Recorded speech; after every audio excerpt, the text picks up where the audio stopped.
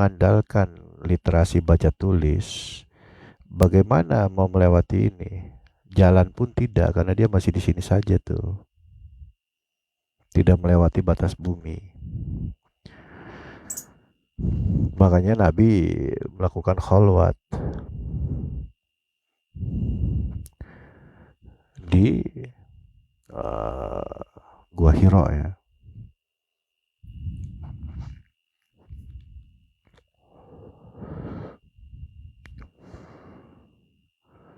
Itu Nabi melakukan aksi pasi ruhani di situ. Terbukti bahwa Nabi itu meriang gitu, nggak kuat ya, masih lagi mengalami trans, perpindahan kesadaran lah gampangnya begitu, upgrade kesadaran, kuantum kesadaran gitu.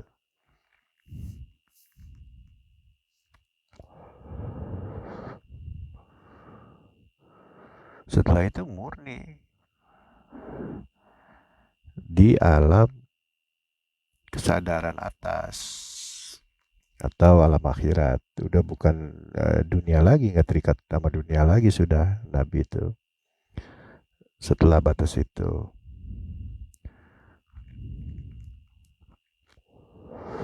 bahkan prosesnya panjang ya. Nabi 7 tahun dibelah dadanya kan gitu. Itu udah mulai bertahap.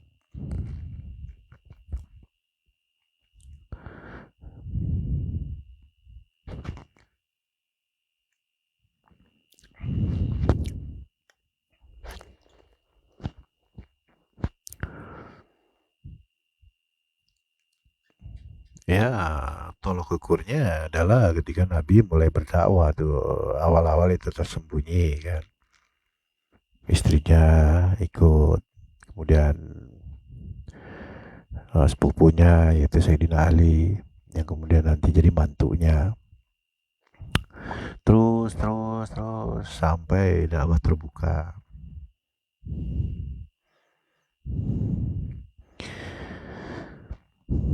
Nah itu kesadarannya sudah bukan kesadaran dunia lagi gitu.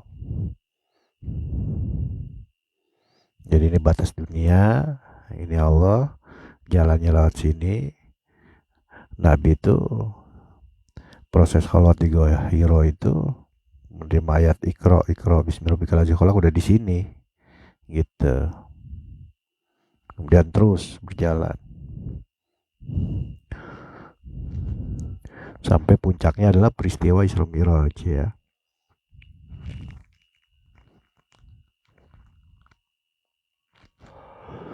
Bertemu dengan Allah, yaitu kenal kepada Sang Maha Tersembunyi. Sampai nggak di situ? Sampai, walaupun ada hadis yang mengatakan nanti coba saya carilah hadisnya kan, yang mengatakan bahwa bagaimana aku bisa bertemu Allah setelah Isra Mi'raj itu ya kan. Nah, seperti itu. Menarik ya, nanti kita bahas ya. Insya Allah ya. Kalau ada ritualnya. Jadi dengan pola-pola itu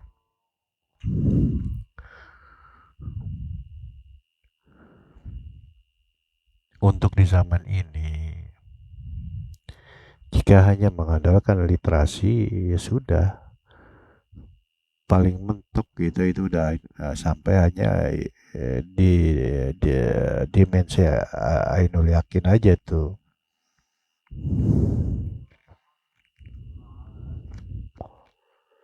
Itu masih tertolak ya.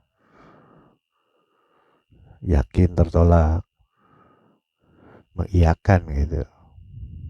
Sesuatu yang di luar nalar.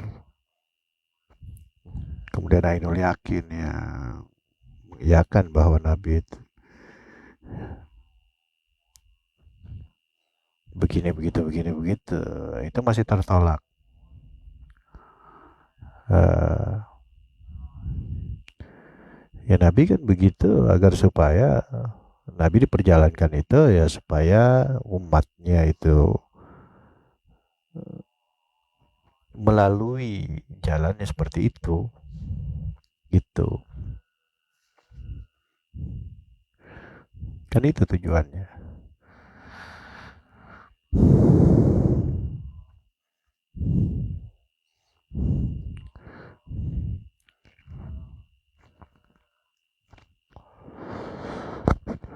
Coba nih iseng-iseng ya. Ada ayat Quran yang berbunyi, laqad kana lakum fi Rasulillahi uswatun hasanah.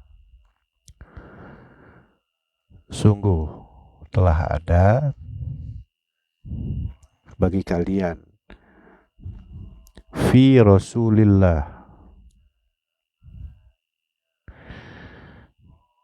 Rasul itu kan itu entitas gaib dari Nabi Muhammad, gitu.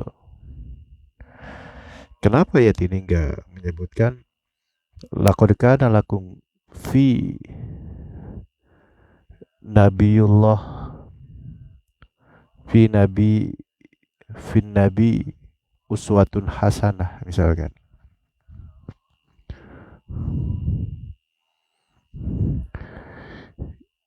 Ya karena esensi dari ajarannya itu adalah unsur kodimnya, gitu. Rasul itu kan kodim, Nabi itu ya baharu, Nabi itu baharu, Rasulnya kodim, gitu. Tapi ingat ya, tambahan disclaimer dulu. Penyebutan-penyebutan Rasul ini bisa berbeda-beda. Bukan bisa berbeda-beda ya, pasti berbeda-beda di setiap zaman. Gitu. Bahkan di zaman sekarang ada Rasul, tapi namanya disebutnya bukan Rasul. Potensinya masih hilang. Rasul itu kan penyambung. Rasul itu artinya apa? Utusan kan? Siapa yang utus? Allah kan? Diutus ke mana? Ke muka bumi kan? Berarti Rasul ini itu penyambung antara alam ketuhanan dengan alam dunia. Wajib abadi nggak itu? Wajib abadi, wajib kodim. Rasulnya ini, gitu. Tapi bisa kita sebut utusan. Di zaman Nasrani bisa jadi sebutannya lain. Zaman Yahudi bisa jadi sebutannya lain. Bahkan di zaman-zaman agama-agama sebelum Yahudi, bahkan yang lebih tua lagi bisa jadi sebutannya lain lagi.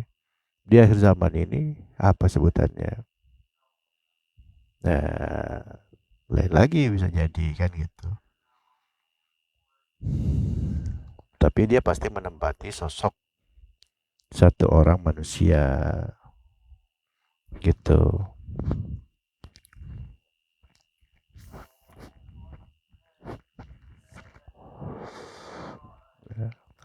Alhamdulillah ya bisa dipahami saya rasa ini. Penjelasan-penjelasan yang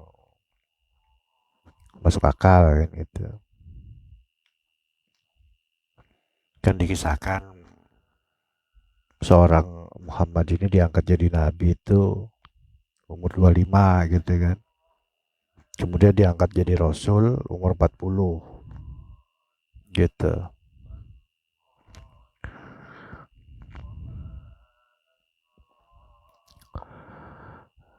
Itu adalah tahapan-tahapan kodim. Kodim itu berlapis-lapis gitu. Nah, terbukti bahwa seorang Muhammad bin Abdullah ini jadi rasul di umur 40. Itu setelah peristiwa Isra Mi'raj. Itu peristiwa kembalinya Nabi kepada Tuhan atau bertemu Tuhan Sang Maha Tersembunyi. setelah itu ya jadi rasul kan gitu.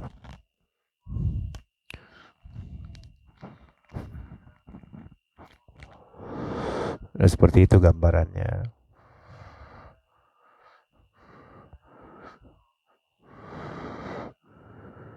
Jadi yang ditiru itu esensi dari kodimnya dulu. Jadi dari kodim baru kita terbentuk gitu.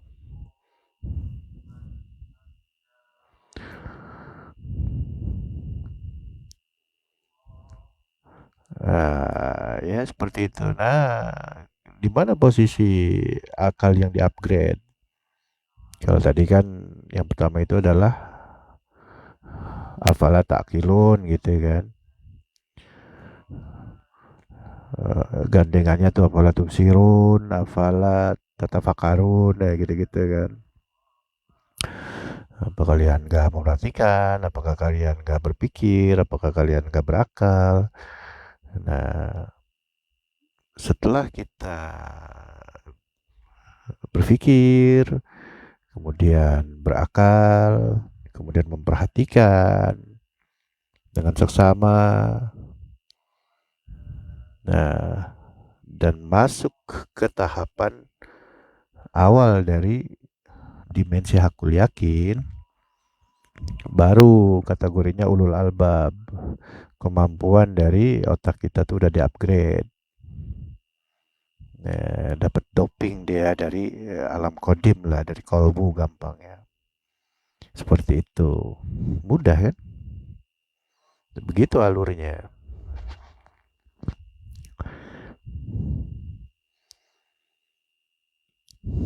Nah, seperti itu kurang lebih dari penjelasan ilmiah ya tentang agama, atau lebih jelasnya metodologi agama, atau kenapa agama itu harus ilmiah, apa yang dimaksud dengan ilmiahnya agama. Ya, seperti itu dulu. Kurang lebihnya mohon maaf apabila ada kata-kata yang salah.